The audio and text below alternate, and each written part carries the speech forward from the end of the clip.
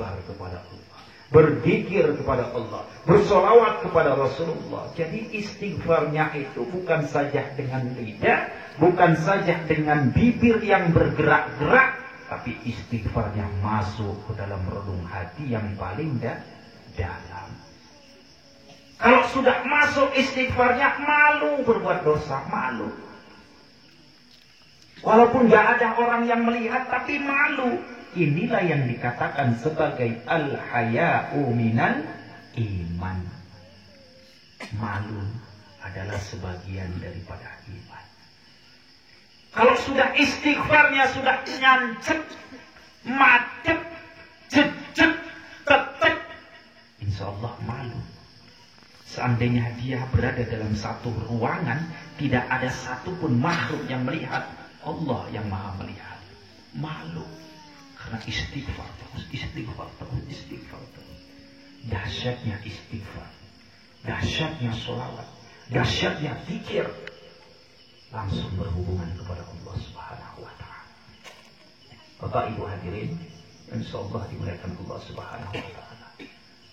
Inilah mungkin yang menjadi alasan kenapa Rasulullah ketika ditanya, "Ya Rasulullah, siapa mereka yang paling berkualitas ya Rasulullah?" Seolah-olah seperti itu. Kiasnya seperti itu. Apa kata Rasulullah saat itu? Merekalah orang-orang yang sering zikrul maut, ingat mati. Bapak Ibu hadirin insyaallah dimuliakan Allah Subhanahu wa Ta'ala. Jadi kalau sudah nancep istighfarnya terus mohon ampun kepada Allah. Karena ada, tanpa kita sadari, kita dalam satu hari itu berapa kali sih kita istighfar? Siap sholat mungkin 3 kali. 3 dikali 5, 15 kali. Ya. Ada juga, ya. Ada juga terkadang karena kita saking jarangnya istighfar, mengucapkan astagfirullahaladzim, lidahnya agak sedikit kaku ketika mengucapkan astagfirullahaladzim. Ada. Coba panjenengan rasakan, ya, karena kita saking jarangnya istighfar, lidah kita ini ketika mengucapkan astagfirullahaladzim agak sedikit kurang lincah. Karena apa? Karena jarang kita beristighfar kepada Allah. Ya. Lidahnya agak sedikit kaku. Sama zikir yang lain juga seperti itu. La ilaha illallah, la ilaha illallah. Kenapa dengan suara yang kuat kita hantam diri kita dengan sekuat-kuatnya? Maknanya seperti itu. Jadi zikir kalau lembut, kalau pelan namanya zikir sir dalam hati. Kalau kuat namanya zikir jahar dengan suara. Zikir sir juga bagus, zikir dengan suara juga bagus. Bayangkan seandainya 5.000 orang yang diucapkan la ilaha illallah, la ilaha illallah, la ilaha illallah, la ilaha illallah. Kita yang baru berapa ratus orang ini sudah merasakan terasa zikir itu. Ketika kita ucapkan, kita sambungkan dengan batang tubuh kita, nikmat. La ilaha illallah, la ilaha illallah. Ibarat batu padas itu digodam dengan alu sekuat-kuatnya. Ya, itulah makna daripada zikir jahar.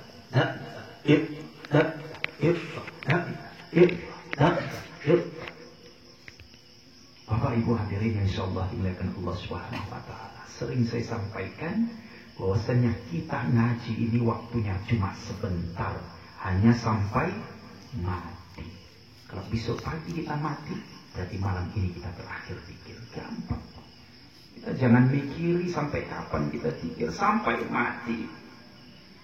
Kalau seminggu lagi kita mati, berarti seminggu lagi kita ikut pengajian. Gampang. Ya. Bapak Ibu hadirin yang insyaallah dimuliakan Allah Subhanahu wa Ta'ala. Banyak orang-orang yang zikirnya sudah cecek. Dia bukan takut akan kematian. Dia takut kematian itu karena amalnya masih sedikit, belum, walaupun sudah banyak, tapi dia merasa amalnya masih sedikit. Diperbanyak terus, diperbanyak terus. Ya. Jadi kita belajar untuk menyeimbangkan. Dunia perlu, tapi akhirat lebih perlu. sesuaikan dengan makam kita masing-masing. Di dalam kitab Al-Hikam, Ibnu Athaillah As-Sakandari menjelaskan, ada makom seseorang itu, ada makom tajrid. Ada lagi makom kasab. Makom yang pertama tadi adalah makomnya para wali Allah, yang mereka tidak bekerja, mereka sepertinya cuma diam, duduk, tapi disiapkan oleh Allah dari segala penjuru. Di makamnya para wali-wali Allah. Kita makamnya masih makam kasab. Makom kasab ini harus ada usaha. Ya. Kalau udah makamnya wali Allah, tidak ada usaha lagi. Sudah dijamin oleh Allah Subhanahu wa Ta'ala. Mereka tidak takut. Takutnya hanya kepada Allah. Jangan sok-sokan kita masih makam kasab, masih makam yang harus usaha, sok-sokan kita cuma duduk diam. Ini salah. Karena tidak sesuai dengan makomnya, tidak sesuai dengan tingkatan-tingkatannya. Bapak Ibu hadirin yang insyaallah dimuliakan Allah Subhanahu wa Ta'ala. Semoga hajat panjenengan, hajat kita semua dikabulkan oleh Allah Subhanahu wa Ta'ala.